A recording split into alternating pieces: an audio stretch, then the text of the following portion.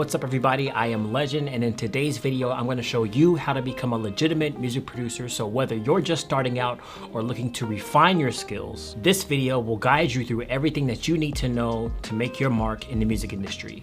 Let's get into it.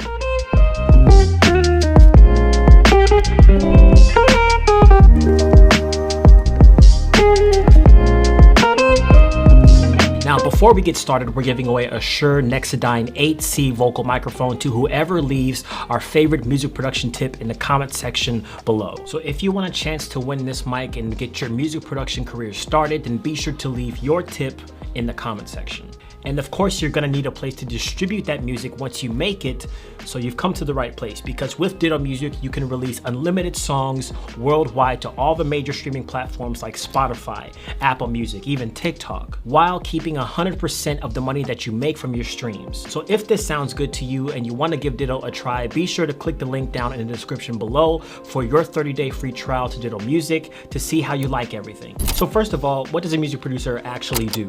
Most people seem to think that it's just about making beats, but there's so much more that goes into it than that. A music producer is essentially the creative director of a music project. You're the one who's in charge of taking an idea and turning it into a polished track. So you need to be part artist, part music producer, part engineer, and even sometimes a psychologist. Take someone like Rick Rubin, for example. This is someone who doesn't play any instruments, he doesn't sing, he doesn't rap, but he is known for producing and executive producing a lot of artists' songs. Because he has this ability of bringing out the best in artists and creating an environment where they can truly express themselves. And that's basically gonna be your job too, whether you're guiding an artist through a vocal session or you're producing a song for them. You are the one making sure that the final product is something that everybody can be proud of to release. Now let's talk about gear, because you don't necessarily need music equipment in order to become a music producer, because like I said, Rick Rubin doesn't produce or play any kind of instruments. But if you're someone who wants to be more hands-on in the process and creating things and contributing your ideas, then gear might be of assistance to you. For instance, the first computer that I bought myself to start producing, I actually got off of eBay for, I think it was like 250 bucks. It was an old MacBook, but it did the job for me at the time because I was just starting and I didn't need the most powerful, system out there. I just needed something to get my foot in the door. But if you don't want to spend that much money, or you want to use something that you already have, like your phone, you can definitely utilize those as well. It's really all about how you utilize your creative intuition with the gear that you do have to bring out the best in yourself and in other people. Next, you're gonna need a DAW, that's a digital audio workstation, or at least some basic knowledge about how one works so that you can guide your artist through the music production process. This is gonna be where you're recording, editing, and mixing all the music that you end up making. There's popular options out there like Ableton Live, Pro Tools, Logic Pro, Serato Studio. It just depends entirely on what kind of user interface that you wanna use, what type of producer you are, and what features you want in a program like that. Now, I could really go into detail about all the technicalities of the gear that you wanna have, but really, I just wanted to touch on the basics of what you may need depending on what you're trying to contribute as a music producer to an artist. But let's go ahead and move on to the different stages of music production. And this is gonna be where you're exercising the most of what a music producer actually does. Starting with songwriting and composition. Now, songwriting and composition is actually gonna be a lot more than just writing lyrics to a song. In a lot of cases, the artist is gonna be the one that handles that stuff while you're contributing ideas to how the song is actually composed. Because remember, a great song is not just about writing catchy melodies and lyrics. It's actually about infusing enough emotion into the song that's going to be able to translate to whoever is listening to your music. As a producer, you need to be the one who knows how to communicate these things through different avenues like the mixing and the mastering, or even the production side of things. You have to know when to add to a song, when to take away from a song, when to go big or to slim down a composition. And to be honest, a lot of this knowledge comes with time and trying different things as you're learning knowing more about music production, you basically have to train yourself, train your creativity, train your ear to seeing and listening to what's gonna be the most effective for this particular song that I'm working on right now. Whether it's a club song or it's a ballad that you're working on, each of these songs are gonna have different methods of production and use different tools, different ways to sing the song and emphasis to have, harmonies, no harmonies. As a producer, you're the one who makes these decisions along with the artist that you're collaborating with, unless it's someone that wants to, offload all the creativity on you, which does happen sometimes. It's just important to know that you have to play a role in this, not just in, making the beats, but offering a hand when it comes to the ideas of where a song is going to go. Next, we have the song arrangement, and this is going to be where you decide how the song is going to flow as you're making this music with an artist or by yourself. Do you want to have a big drop after the chorus? Or maybe there's a section of a song where you want to go to a more stripped down bridge where it's just raw emotion. Reference tracks can be really helpful here if you end up finding yourself stuck. Try listening to your favorite songs and pay attention to how they're arranged, and you'll start to see patterns that you can apply to your own work. A good producer will follow inspiration wherever it goes and whenever it comes. That's what makes people like Kanye West or Timbaland or even Rick Rubin some of the best in the game at what they do, because they've had enough time to really dial in their intuition when it comes to the creative process. And the only way to get better at this and develop your creative intuition is to continue to try new things and continue to exercise your creativity whenever you get a chance to do so. It's kind of like working out. You can't build muscle, you can't lose weight unless you constantly show up at the gym, you're constantly exercising. And creativity and production comes the same way. You can't get better at being a music producer unless you put in the hours and the time to learn what your creative flow actually is, because it's gonna be different for everybody. Now, tracking is where all the magic happens. So this is where you're gonna record all the elements to your song, from vocals to instruments. This is one of my favorite parts of the process because this is where, as a producer, I tend to try and experiment with all different kinds of sounds in my production if I'm the one that's making the beat, or if I'm recording my vocals or having someone else that I'm recording, then I try to infuse as many ideas as I can. It's all about the flow.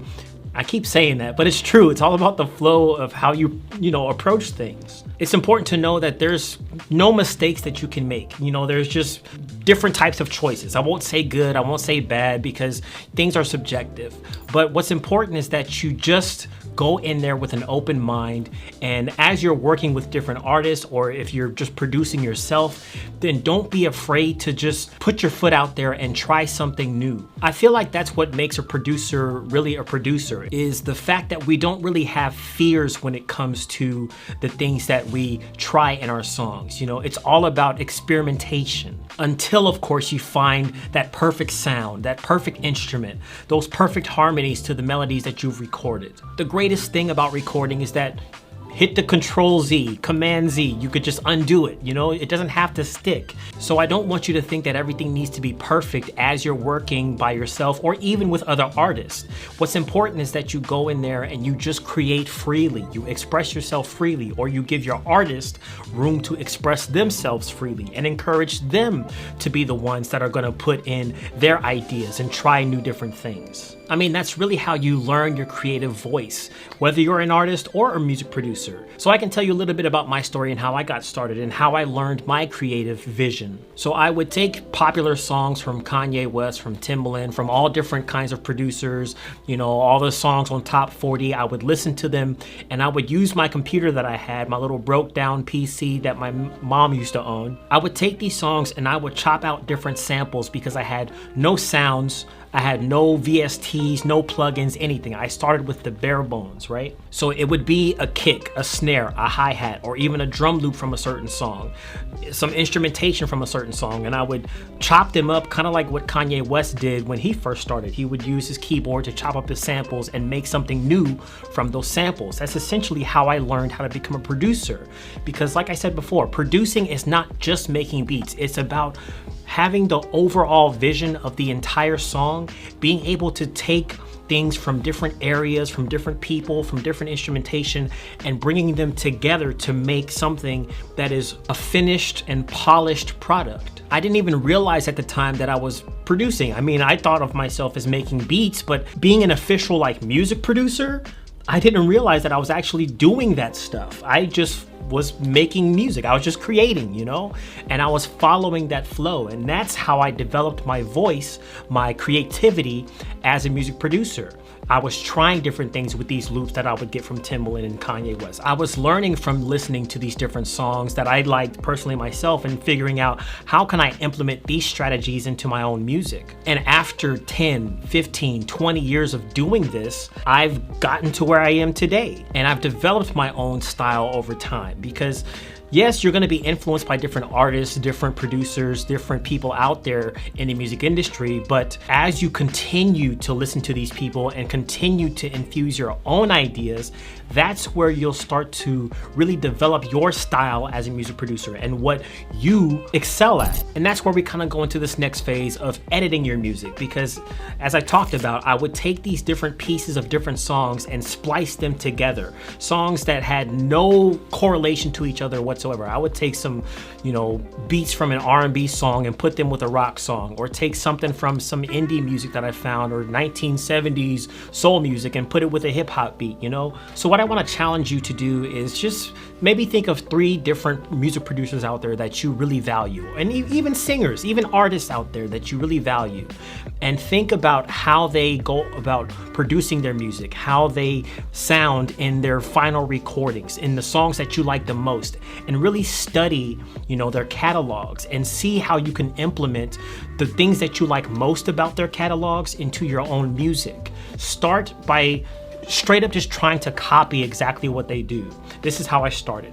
And then over time, as you learn those different methods, as you learn how they produce, as you learn how they write their songs, you know, even if you're looking up documentaries and things like that, which I also do think is very important to do. And it was very helpful to me. Seeing the process of how someone creates can help you in figuring out how you want to create yourself. Especially if you're someone who doesn't know anything about music production and you really want to pursue this, soaking in the knowledge of people that have already been in your shoes is going to be one of the biggest determining factors, one of the biggest things that's going to help you in becoming a great music producer. Inspiration, experimentation, and execution. If I had to just say 3 words, it would be those 3 things that you want to focus on. And then once you get to a higher level of execution in all these things, then that's where you can really dive into helping other people producing their work, you know, becoming the executive producer of someone's album or producing someone's song if you don't want to do an entire album. Because at this point, that's where you'll have your ear to hear all the things that you need to hear to make a song sound better. You'll know exactly what to add. You'll know what's missing in a song. You'll know how to get this idea, this skeleton, to become a fully fleshed out, completed project. As much as people don't want to hear it, this stuff all comes with time, repetition, and just trying, you know? And so I know this wasn't really like a step-by-step how to be a music producer, and more so speaking from my personal experience and talking about my journey and the different steps that I took and the things that I thought about when I was becoming a producer. But really, I think this is what's gonna help you to become a better music producer and become one, you know, just to start out. You don't have to be perfect. You don't have to be at the top of your game. In fact, when you first start out, you're not going to be at the top of your game. You're not going to be a perfect producer. You're not going to have all the answers and know everything that you need to be doing or using, you know, in your setup or in your DAW or, you know, the ideas that you want to add. All this stuff comes with time. Now, we do have some videos that you can check out about how to mix and master your songs. We have videos about free DAWs that you can use. There's a few videos about the different equipment that you can buy in your music production, you know, journey. So we'll link those down in the description or somewhere in the card so that you can really, you know, dive deeper into the technical aspects of everything. But in terms of becoming a music producer, these are the things that you want to remember. And I hope that you really got some good information from, you know, my personal experience experience and the things that we talked about here today. So if you found this video to be helpful, then hit that like button down below.